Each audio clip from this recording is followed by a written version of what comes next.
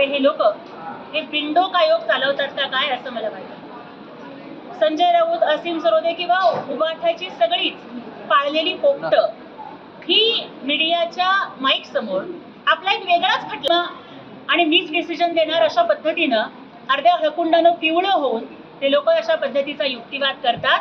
पण ज्या वेळेला सन्माननीय उपमुख्यमंत्री आणि महाराष्ट्राचे लाडके भाऊ एकनाथजी शिंदे साहेब यांच्या मार्गदर्शनातून आणि सन्माननीय युवा नेते खासदार डॉक्टर श्रीकांत शिंदे साहेब यांच्या नेतृत्वात शिवदुर्गा शिवसंवाद दौऱ्याचं आयोजन हे संपूर्ण महाराष्ट्रभरात करण्यात आलेलं आहे.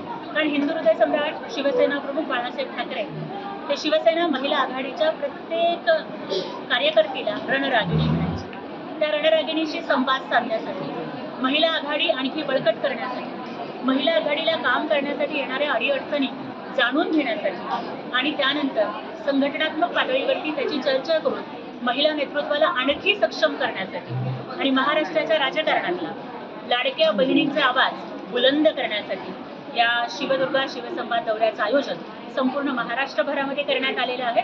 आज त्याचाच एक भाग म्हणून भारताच्या स्वातंत्र्य दिनी आज आम्ही नांदेड नगरीमध्ये आलेलो आहोत आणि इथल्या महिला आघाडीचा अत्यंत सुंदर असा कामकाजाचा आढावा त्यांनी आम्हाला दिला. या महिला आघाडीच्या मेळाव्यात तुम्ही मार्गदर्शन करताना एकनाथ शिंदे पुन्हा एकदा मुख्यमंत्री होतील असं बोलला. दादा बघा, आता तुम्ही एखाद्या चॅनलमध्ये पत्रकार म्हणून काम करताय, तुमच्या बहिणीला जर विचारलं तर ती नक्कीच म्हणणार की माझा भाऊ त्या चॅनलचा संपादक झाला पाहिजे. अगदी तसंच एकनाथजी शिंदे साहेबांचं आणि आमचं नातं हे केवळ नेता आणि कार्यकर्ता एवढं नाहीये, तर लाडक्या भावाचं आणि लाडक्या बहिणीचं नातं आहे. आणि त्याच्यामुळे नक्कीच मलाच नाही तर या महाराष्ट्र राज्यामधल्या करोडो लाडक्या बहिणींना वाटतं की आमचा भाऊ हा महाराष्ट्राच्या मुख्यमंत्री पदावर होणार. सर्वोच्च न्यायालयामध्ये सध्या धनुष्यबाण चिन्हाच्या संदर्भामध्ये सुनावणी सुरू आहे. वेगवेगळी राजकीय प्रतिक्रिया समोर येत आहेत. याकडे कसं पाहता? हे बघा, शिवसेना कोणाची याचा निकाल हा निवडणूक आयोगानं दिला, विधानसभेच्या सभापतींनी दिला आणि त्यानंतर लोकसभा, विधानसभा, महापालिका, जिल्हा परिषद आणि नगरपालिकांच्या निवडणुकांच्या मध्ये जनतेच्या न्यायालयानं सुद्धा ठणकावून सांगितलं की शिवसेना एकनाथजी शिंदे साहेबांची आहे आणि शिवसेनेच्या धनुष्यबाणाचा मान आणि सन्मान शिंदे साहेबांच्या नेतृत्वाखाली सुरक्षित आहे. परंतु संजय राऊत असतील किंवा इतर कोणी लोक असतील, निवडणूक आयोगावरती टीका करण्याचं काम करणारे हे लोक हे बिंडोक आयोग चालवतात का काय असं मला वाटतं. संजय राऊत, असीम सरोदे किंवा उबाठाची सगळीच पाळलेली पोपट ही मीडियाच्या माईक समोर आपला एक वेगळाच खटला चालवतात.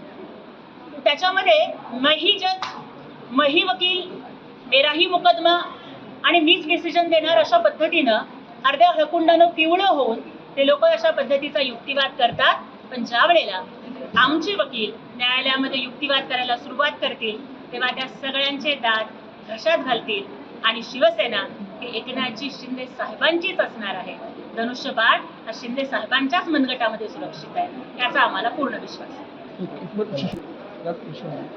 बघा, स्वातंत्र्य दिन आणि मला वाटतं की एखाद्या महिलेनं दुसऱ्या महिलेबद्दल बोलत असतात, त्यात सुद्धा एखादी महिला ही विधानसभेच्या विधान परिषदेच्या उपसभापती पदावरती अनेक वर्ष राहिल्या. स्त्री आधार केंद्राच्या माध्यमातून अनेक महिलांना आधार देण्याचं काम नीलमताईंनी केलं. एक अत्यंत सुशिक्षित, सुसंस्कारी आणि महिलांना आधार देणाऱ्या व्यक्तिमत्वाला अशा पद्धतीनं बोलणं, मग बोलणाऱ्यांची सभ्यता किती, बोलणाऱ्यांची संस्कृती किती आणि एखाद्या महिलेच्या नावाबद्दल अशा टिप्पणी करणाऱ्या त्या महिलेची यत्ता कंची, असं मला नामदेव ढसाळांच्या भाषेत. संजय राऊत म्हणत आहेत की प्रधानमंत्री 75 वर्षाचे झाले, मोदी राजीनामा द्यावा, युवा वर्गाच्या हातात द्यावा. अहो, राऊतांनी राजीनामा द्यावा, काही पक्षाला कुलूप लावून मानणार आहेत का काय ते? आता अख्खा पक्ष रिकामा केला, आमदार गेले, खासदार गेले, शाखा प्रमुख गेले, जिल्हा प्रमुख गेले, नगरसेवक गेले आणि आता राऊतांच्या पोपटपंचीमुळं त्या उबाठा गटामध्ये फक्त हम दो हमारे दो म्हणजे उद्धव ठाकरे, संजय राऊत, रश्मीताई आणि आदित्य ठाकरे शिल्लक राहत आहेत का काय, अशी परिस्थिती आहे. त्याच्यामुळे आधी त्यांनी राजीनामा द्यावा म्हणजे उरला सुरला शिल्लक गट तरी वाच.